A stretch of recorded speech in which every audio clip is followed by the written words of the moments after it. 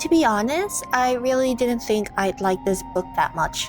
I only picked it up because everyone kept singing praises about it, so I felt obligated to try it out, even though I wasn't particularly interested in Greek mythology or any retellings of it. I had incredibly low expectations going in because I just didn't think this was the type of book that I would enjoy. And then I was proven completely wrong. It was 3 a.m. in the morning when I finished this book, and I was bawling my eyes out like a baby. I did not expect to be so moved by this story and was pleasantly surprised by it. Normally, I don't start a book review by singing praises about it, but I just can't stop myself. This book really impressed me, and I'm not ashamed at all to admit that it is definitely now in my top 10 books of all time. In fact, right after finishing this book, I went to purchase a copy of the Iliad. I read the original version of the Greek epic way back when I was in high school, and I remember thinking it was just fine. I had no particular attachments to it or anything, nor did I think it was some amazing piece of literature. I just appreciated it for what it was, an old classic. Now though, after reading the Song of Achilles, I felt like I needed to revisit the original story immediately. That was just how amazing this retelling was. But enough of me glazing this book. As much as I love the book, I can also see why some people might not like it. So I will try my best to be as objective as possible in this review of the book written by Madeline Miller, The Song of Achilles.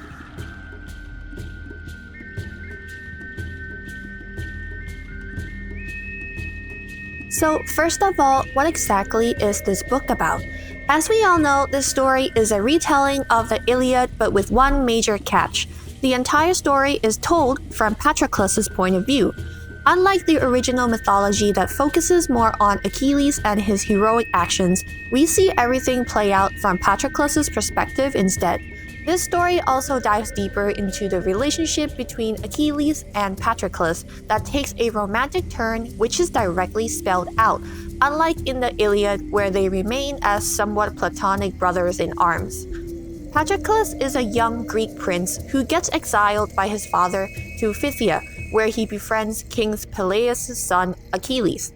Initially, he is resistant to this new friendship, but eventually their relationship turns into one of blood oath, utmost devotion, and love.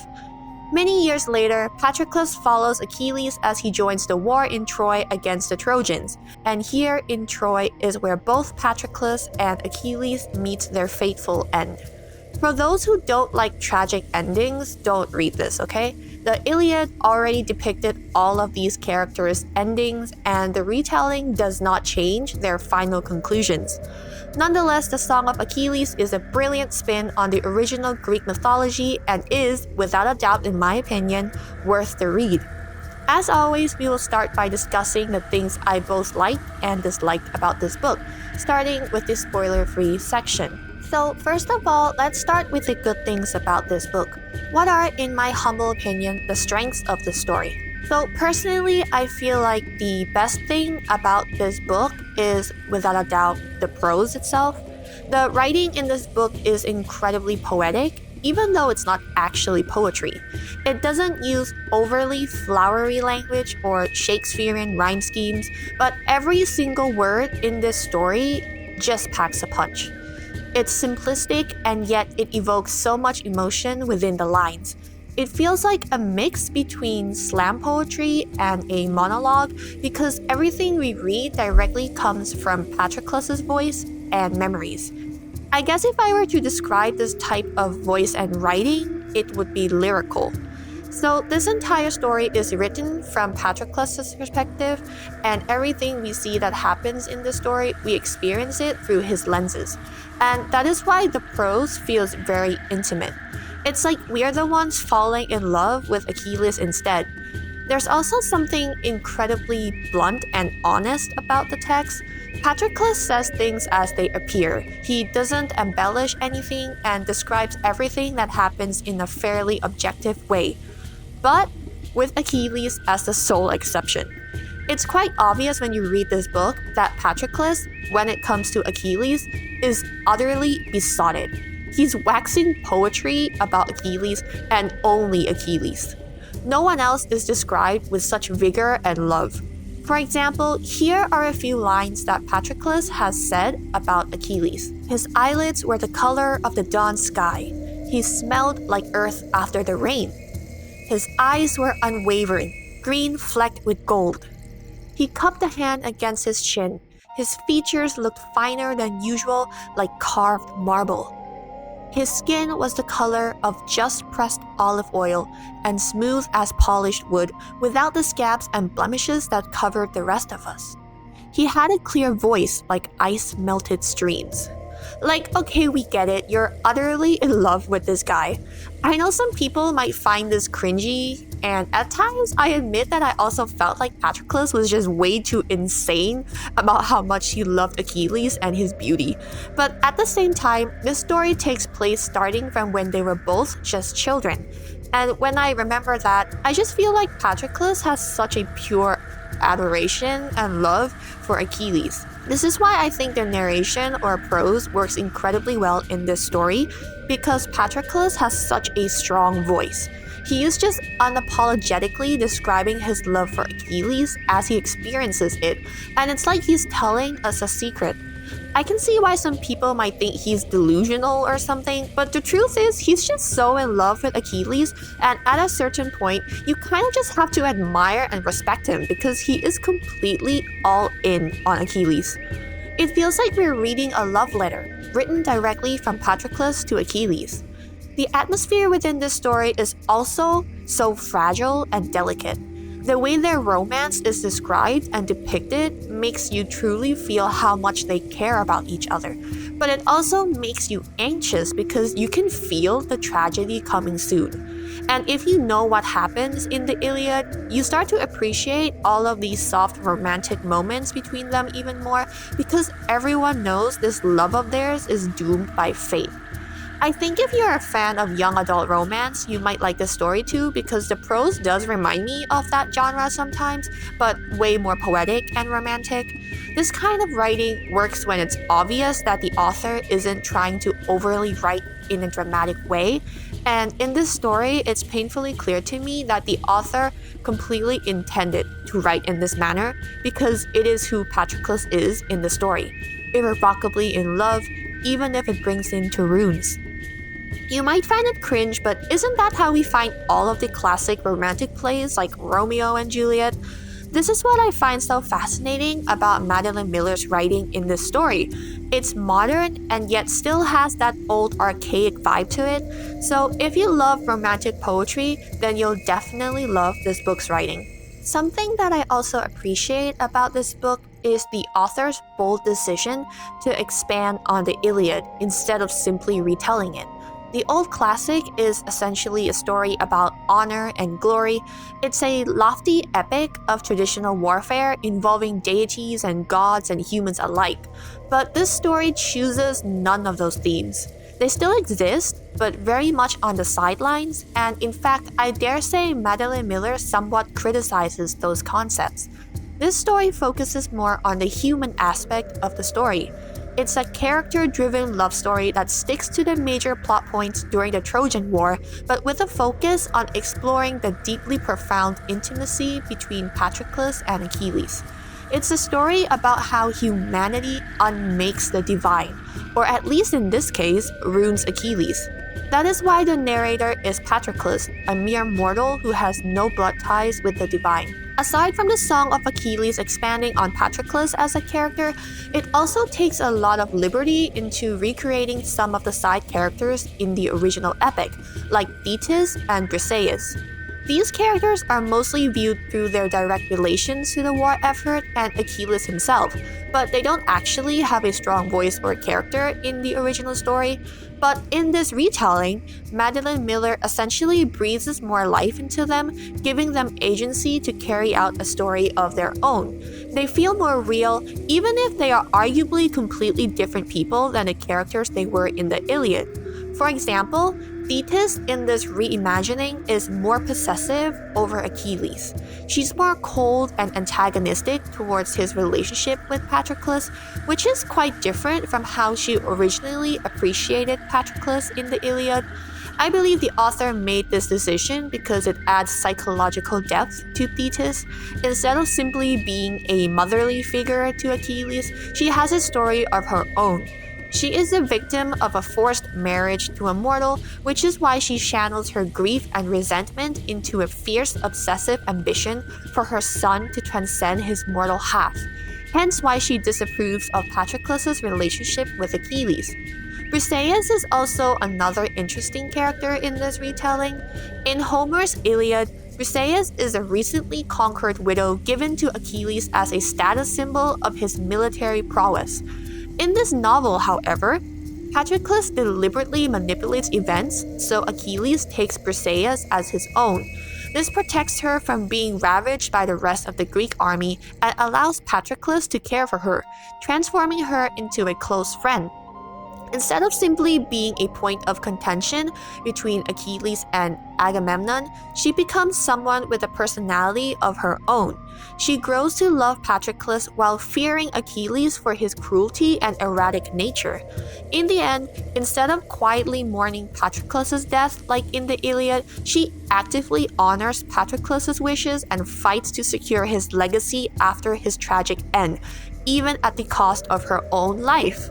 I personally loved Madeline Miller's versions of these characters. They felt more human and relatable to me, but I think if you are a huge fan of the Iliad, you might not like how the author changed some of her portrayal of these beloved characters because they really do feel like different people sometimes. For me, I think it's a great exploration of the what ifs in the original epic.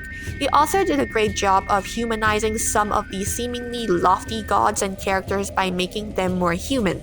So for me, I am personally all in for the changes Madeline Miller made in her story. Now, if you've watched my other videos, then you know that I absolutely hate the fast burn trope.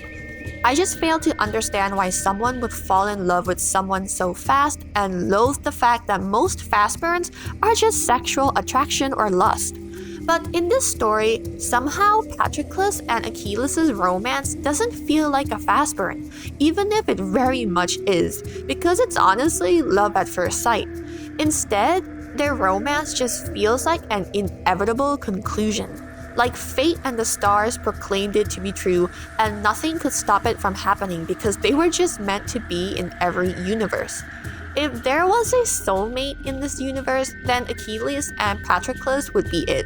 They are just so much better as people together, and everything about their love for each other is so pure. But because of the way fate was written or preordained, they had to fight against the predictions about Achilles' death. Their romance really feels like it's us against the entire world, and I cheered so hard for their love despite knowing how it could only end in tragedy. Their dynamic is also so great. Patroclus is humble and empathetic, which perfectly balances Achilles' semi-divine pride, acting as the mortal anchor that keeps him grounded. We see quite often in the book that Achilles is all about fighting for his own honor and becoming the hero that the gods foretold, but sometimes he fails to understand the other mortals. Patroclus is there to help him from turning a blind eye to the other humans and their plights. In all honesty, without Patroclus, Achilles could have turned into an incredibly arrogant person who cared about nothing but himself and his glory. So basically, they fill in the emotional gaps in each other's lives. I also adore how they genuinely try to protect each other. Achilles protects Patroclus from a world that views him as an exiled, weak prince. In return, Patroclus protects Achilles' humanity, preventing him from turning into a cold, unfeeling killing machine. Patroclus is also the only person who truly loves Achilles for who he is, not his divine blood, fighting skills, or his so-called heroic prophesized fate. Meanwhile, Achilles is the only one who sees Patroclus' quiet worth. Basically, they're just meant to be, okay? It's the kind of love story that you could spin centuries of poetry about. If the original story was a hero epic, then this retelling is a romance epic, and I loved every single moment of it. So now that I talked about some of the things that I liked, it's time to discuss what might be putting some of you guys off from reading this book. Again, I want to emphasize that I genuinely loved everything about this book, okay?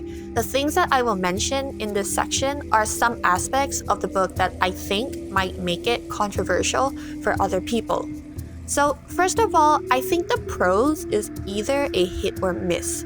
It's a style that some people really love and other people just absolutely hate. So if you're the type of person who hates flowery purple prose or language that just kind of oozes with drama, romance, and poetry, then I don't think you'll like this book that much. If I were to compare this book's writing to something else, it would probably be a young adult romance book, or perhaps one of those incredibly well-written fan fictions out there in whatever fandoms you like. So if you read fanfiction, I think you know what kind of writing I'm talking about. It's the ones that are very dramatic and angsty. I've seen people mentioning that the prose is very distracting and doesn't get to the point, but the thing is, there is no point to this story. The plot isn't really the important part. The emotional and romantic journey of Patroclus and Achilles' relationship is. That's why this type of writing works very well, because we get deep into the narrator's psyche and feel what they are feeling. But if you are more interested in the plot or don't really appreciate Patroclus' character, then I'm afraid this type of poetic writing is going to fly over your head or maybe even make you cringe. I've also seen someone compare Patroclus' narration to Hemingway's directness, so if you have read Ernest Hemingway's books before and didn't like them, then maybe steer away from giving this book a try. Again, prose is something that I think can be quite subjective because everyone has their favorite styles to read and write. It's not something that can be universally decided as good or bad. In my opinion, the prose is fantastic and works well for what it was intended to do, but I can see why many people might not like it as much if they are more used to plot-driven stories where the emotional weight behind a romance is pushed off to the side. In short, if you aren't here for the romance, then don't read this book, because the prose is going to be horrible to you. Aside from the prose being potentially jarring, something else that I need to reiterate is the fact that this story is not a direct retelling of the Iliad, okay? It cannot be explained as simply a modern retelling because yes, it tells us the same plot of Achilles and his participants in the Trojan War, but it's definitely not the exact same story or vibe at all. What I mean is that Madeline Miller goes to great liberty to re-characterize most of the original characters in the Iliad. You cannot compare Patroclus in this story to Patroclus in the Iliad because they are essentially two wildly different characters. It's best if you view this book as an alternate universe or what-if scenario, because if you go into this book as a die-hard Iliad fan, you might feel annoyed at the changes Madeline Miller made. Because the original epic is a heroic story, the Song of Achilles might feel like a cheap, romanticized copy to some of you. I dare say I've seen comments saying that this retelling is like a sacrilegious piece of text. For example, going back to Thetis, in the original story, she's basically a supportive mother to Achilles and also cares for Patroclus as her son's best friend. However, in this story, Thetis takes on more of an antagonistic role as someone who purposely tries to get in the way between her son and Patroclus' love. She hates Patroclus and has made it clear on several occasions that she does not support their relationship. It's hard to say if Thetis would have the same opinion in the original Iliad, but many people disliked how Madeline Miller made a strong motherly figure in the Iliad a vindictive villainess instead. We also have Briseis, whose fate is very much different in the original story. In the Iliad, she survives the Trojan War alone and has a fairly normal relationship with Achilles throughout the story. But in the Song of Achilles, Briseis loves Patroclus instead, and feels like Achilles does not deserve him. Although she isn't an antagonistic character, she is often depicted to feel uncomfortable around Achilles. In the end of the story, Briseis dies trying to protect Patroclus' honor from Achilles' son. Aside from the female characters being given completely different endings and personalities, we also have Patroclus being weaker with almost no self-autonomy in the retelling. In Madeline Miller's story, Patroclus is not a learned fighter, and instead he chooses to be a medic or healer during the war instead. This is not the case at all in the Iliad, where Patroclus actually fights alongside Achilles and is said to be a fierce warrior himself. Because of this change, many people claim that Madeline Miller is romanticizing homo relationships and forcing Patroclus into the submissive or feminine role. All of these changes have made this book quite controversial to those who love the Iliad because they feel like Madeline Miller made way too many alternations to the story where they couldn't tell whether the story was actually still the Iliad or not. So if you are a fan of the Iliad and hate these changes, then don't read the book because it'll just make you very upset. Lastly, something that could potentially put people off from this book is the relationship between Achilles and Patroclus itself. I wouldn't call their love toxic, but it also isn't the most green flag relationship out there. It's true that they love each other to the point of literally dying for each other, but that pure love is the only thing they have in equal parts, because every other aspect of the relationship is incredibly unbalanced. First of all, Achilles is a hero and a prince. He's also half god, so everyone literally worships him. On the other hand, Patroclus is a weakling who is also an exiled prince. In terms of status, Achilles will always be above him.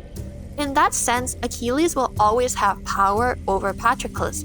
He could literally order Patroclus to do whatever he wants, and Patroclus would have no choice but to comply. Of course, Achilles would never order Patroclus to do something he doesn't want to, because he respects him.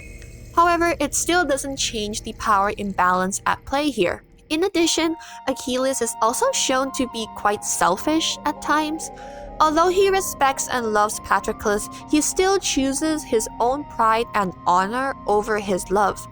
This occurs when Achilles refused to fight in the war because of his wounded pride and Agamemnon's increasingly ridiculous demands. No matter how much Patroclus pleads with Achilles for him to fight, at least for the sake of the people, Achilles refuses because he didn't want to give in to Agamemnon.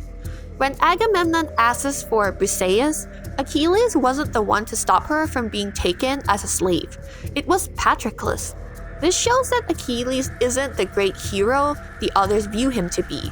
His morals are quite questionable and he acts for the sake of his own destiny only.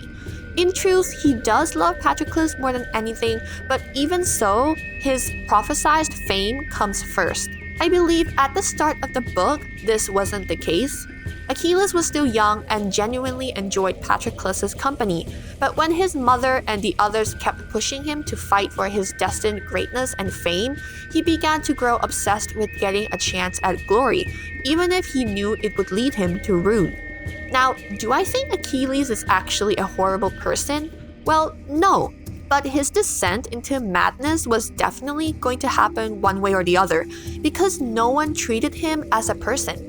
All they saw was his destiny, and so Achilles grew to attach his own self-worth to the so-called prophecy. During this entire conflict involving Achilles and Agamemnon, Patroclus was the one who suffered the most.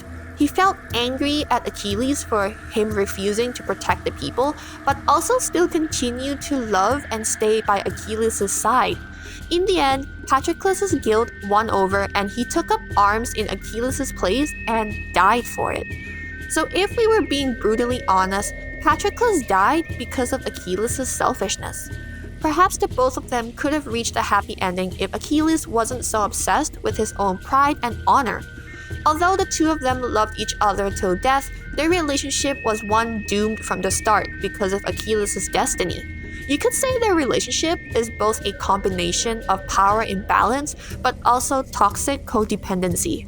So if you judge their relationship by modern values, then the romance might be very icky or uncomfortable for you. But that's the thing with this story. If you judge it by modern criteria, then it'll fall short on many counts. But if you view it as an old classic or a poem, then things start to look differently. With that said, I completely understand why some people might genuinely hate this story. And now we come to the end of the non-spoiler section of this book review. From now on, I want to discuss specific passages from the book because there's just so many amazing lines in this novel. So if you want to avoid spoilers, then you should stop watching this video right now, and I will see you next time. Alright, so first of all, I want to talk more about the whole argument between Achilles and Patroclus. I think it's very easy to simply call out Achilles for his nasty behavior, but we also need to think about why he acts the way he is. Although this work shouldn't be viewed by modern standards, it's still important for us to remember that these characters went to war very young.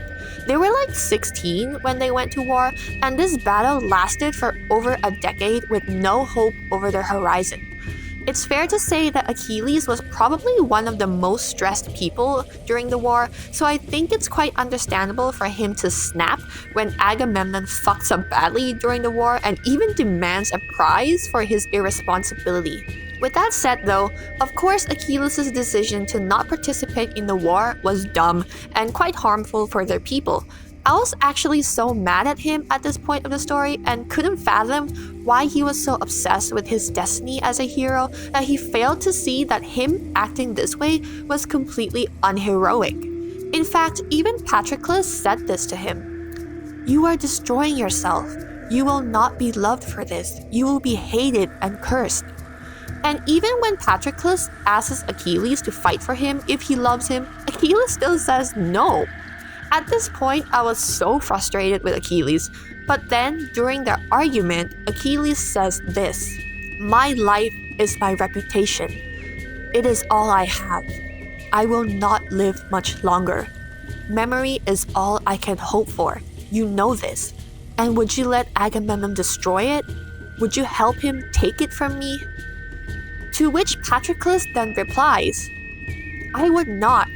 But I would have the memory be worthy of the man. I would have you be yourself, not some tyrant remembered for his cruelty. There are other ways to make Agamemnon pay. We will do it. I will help you, I swear, but not like this. No fame is worth what you did today." Literally, this entire scene broke my heart. I know Achilles' actions were quite monstrous, but he was never originally a monster. It reminded me of another conversation that Achilles and Patroclus once had when they were still young. This scene was written in Patroclus' first-person point of view. His eyes opened. "Name one hero who was happy. They never let you be famous and happy." He lifted an eyebrow. "I'll tell you a secret." "Tell me." "I loved it when he was like this." "I'm going to be the first." He took my palm and held it to his. "Swear it." "Why me?" "Because you're the reason." "Swear it." "I swear it," I said, lost in the high color of his cheeks, the flame in his eyes. When I reread this section after their whole argument, I just started crying. Like, I get it. They were really just doomed for a tragedy to begin with. Everything about Achilles' fate was just too much for him to bear, and in the end, it was what destroyed them all. They won the war, but at what cost? I felt bad for Achilles that in the end, he really thought honor was all that he had. The obsession ate him up inside, and not even Patroclus' love could save him. And when Patroclus died for it, Achilles ordered everyone to make sure that their ashes could be buried together when he died after. I just can't, you guys. Like, everything was just so tragic. I also still remember what Achilles said to King Priam, sorry if I pronounce it wrong, when they met to discuss the corpses of their beloved. When King Priam asked Achilles whose corpse was kept in his room, Achilles said, "Philtitus, most beloved, best of men, and slaughtered by your son." Literally, fuck me sideways. I just started bawling all over again, and this was just a few chapters after Patroclus' death. I love how Achilles calls Patroclus the best of men because he truly believes Patroclus is the best person with the purest heart in the world, even more worthy of worship than himself. And before this conversation with the king, we also just witnessed a scene written in Patroclus's perspective again as a ghost looking over Achilles who was mourning his dead body. He weeps as he lifts me onto our bed. My corpse sags. It is warm in the tent and the smell will come soon. He does not seem to care. He holds me all night long, pressing my cold hands to his mouth. Can you imagine that? Achilles loved Patroclus so much, he hugged the man's corpse in his bed. I know you might think this is like borderline disgusting, but let's face it, Achilles loved Patroclus to the brink of insanity, even if he failed him in the end. All of these scenes back to back just destroyed me. There's just so many amazing lines within this book. I could go on forever about them, and honestly, I'm tempted to make a few YouTube shorts just about this book because it really is that amazing to me. But if I talk about all of those scenes in this video, we'll probably be stuck here for 2 hours, and I don't want to spoil every single page either. So if I had to pick one last scene to discuss in this video, I want to talk about the ending of this book, which was absolute cinema and just pure perfection. This is after both Achilles and Patroclus have been dead for years, but Patroclus was still stuck in the world of the living because they refused to write his name on the gravestone together with Achilles. In the ending, we have Thetis visiting Achilles' grave and hearing Patroclus still lingering in the air. After they talk about Achilles' death, Thetis asks him if he still has any more memories of her son, to which Patroclus replies, "I am made of memories." And then he basically goes on to describe all of the reasons that he loves Achilles. He shows her all of his memories of them together, and this is when we as the readers realize that what we have been reading thus far was actually what Patroclus was showing Thetis in this moment. That's why the narration of this story was so intimate and personal, because it was literally him telling Thetis everything about her son through his eyes and memories. In this scene, it's obvious that Thetis regrets pushing Achilles to become a hero at the expense of his own humanity. When Patroclus asks her why she didn't go see Achilles, this is how Thetis replies to him. "I cannot go beneath the earth. The underworld with its cavernous gloom and fluttering souls where only the dead may walk. This is all that is left," she says, her eyes still fixed on the monument, an eternity of stone. I honestly hated Thetis the entire book until this very moment when she came through in the very end. In the end, we realized that Thetis was also a victim and a mourning mother. Right after this scene, we also get more narration from Patroclus. The memories come and come. She listens, staring into the grain of stone. We are all there, goddess and mortal and the boy who was both. And then Thetis finally writes Patroclus' name on the gravestone, allowing him to finally go see Achilles in the underworld. The story ends with these final lines. "In the darkness, two shadows reaching through the hopeless heavy dusk. Their hands meet and light spills in the flood like 100 golden urns pouring out the sun." I cried like a baby reading the ending, okay? I honestly think if you didn't cry or felt sad, there's something wrong with you because this was such a tragic and bittersweet ending. I literally started bawling out of nowhere. In this moment, like Patroclus said, we were all there. Gods, humans, whoever, just watching this final scene where the two lovers were finally reunited in the realm of the dead. I thought this ending was spectacular. It was so well written, and every single damn word in this section packed a punch.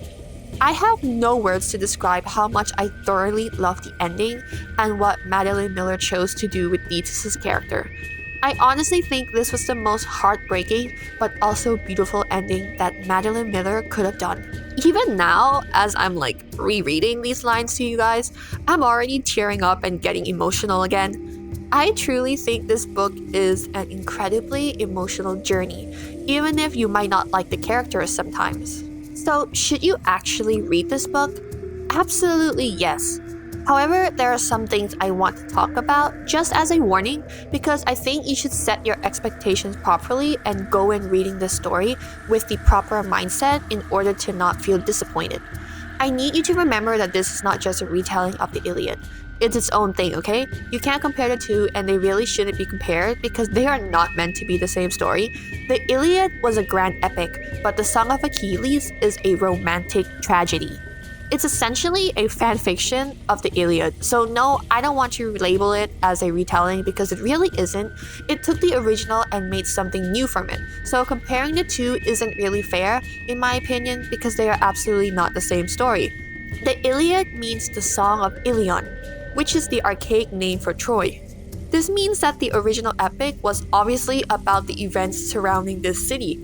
However, this book is called the Song of Achilles, meaning that it isn't about Troy. It's about Achilles, and because they are inevitably connected, it is also a story about Patroclus. I think it's pointless to evaluate the story using modern criteria because it's not trying to be a modern retelling. The whole thing about the toxic codependency relationship between Achilles and Patroclus, obviously, in reality, we don't want that, right? Nor would we encourage anyone to stay in a relationship where the power imbalance is quite real. But this is a tragic romance.